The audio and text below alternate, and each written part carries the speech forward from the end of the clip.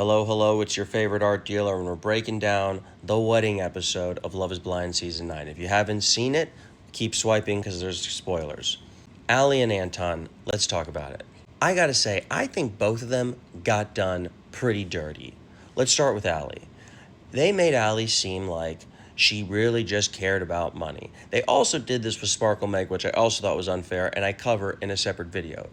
But I did not really get that sense. First of all, she works really hard as a nurse. She wants to go to a further continuing education. I don't know if it's to become a higher level of nurse, like an RN, or if it's to become a doctor, but either way, she's looking to go back to school.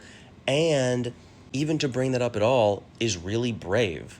I mean, I think a lot of people on the show want to act like, oh, they're okay with anything in life. And she's not. She talks about the standards that she has. Also, I felt that the show did her a little dirty in the sense that she's like vain because she's talking about Botox and stuff. I also think that's unfair. First of all, she's being realistic. Botox and stuff is expensive. And also, who wouldn't want a wife that wants to look good for as long as possible for their husband? I don't know. I don't see a problem with it.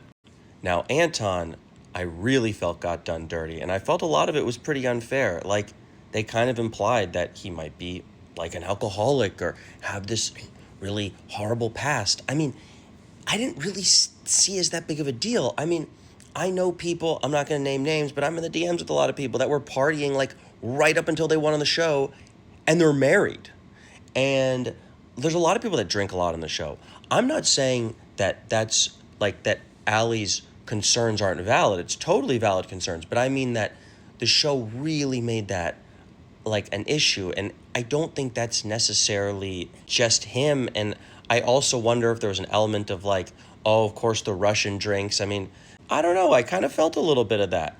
Again, I don't know if it's true or not, but I felt it was a little bit unfair.